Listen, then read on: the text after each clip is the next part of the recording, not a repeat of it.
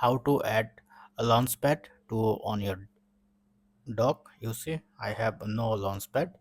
For that, go to your finder, then you have to go your application, and it's might be a list or might be icon. If you don't see this application icon, you have to go your finder and then go to your setting, and from here you need to go your sidebar. Then you have to enable your application first. So I already have application, and then scroll down, then you can see the launchpad here, this one. Now just drag and drop anywhere. I prefer to set is here. Now your launchpad is back. Press on launchpad. So that's it.